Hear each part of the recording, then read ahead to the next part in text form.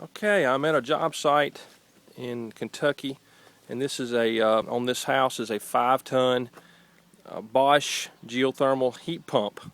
It's a vertical package unit which is inside this gentleman's basement. And right here I'm looking at his outside wall where his package unit used to sit. He had a 5-ton gas package unit sitting out here, and he's changed it out to go to a 5-ton geothermal. So everything's inside right now. All of his pumps, which I'll show you in a few minutes.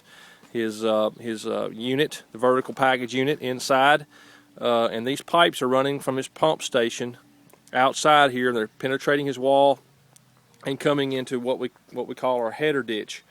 If you're looking at it right now, on the right hand side is his supply line. So this line is coming out of the house.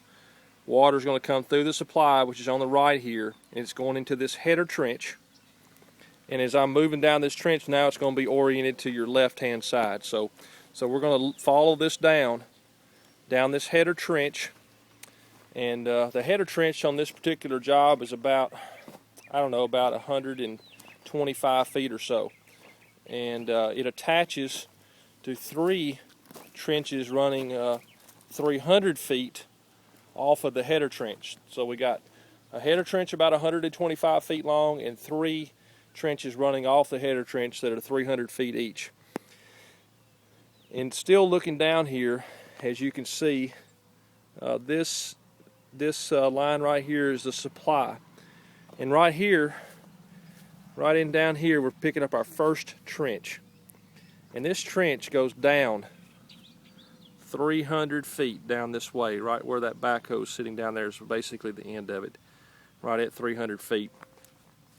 As you can see, this trench on the bottom where the supply is, this T right here is a supply line, and that's running on the bottom of this ditch. And I know it's kind of hard to see, but it runs all the way out 300 feet on the bottom, and then all the way back 300 feet on the bottom over here on this one right here, and it comes in to my return.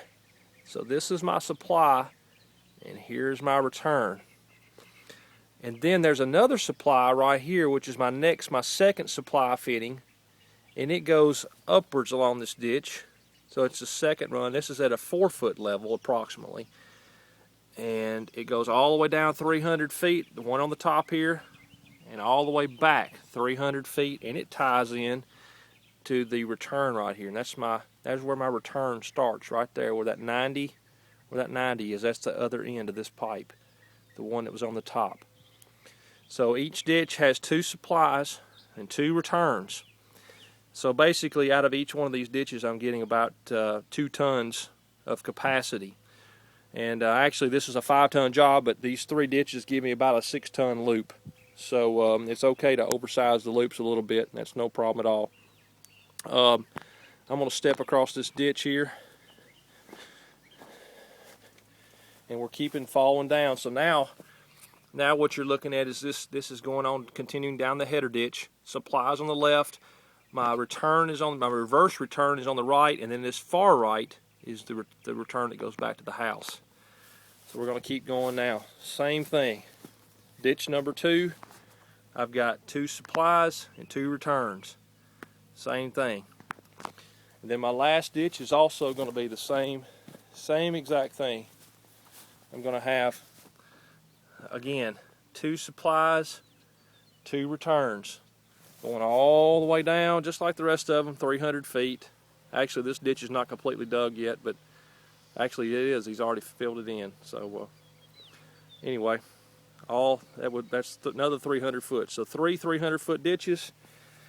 And then right here, I'll try to demonstrate this as best I can. This one right there and this one right here are both supplies. And this one right here is my last 2 returns that come in 90 and 90 again and go all the way back on the left side if you're looking at it back this way, all the way back to the house.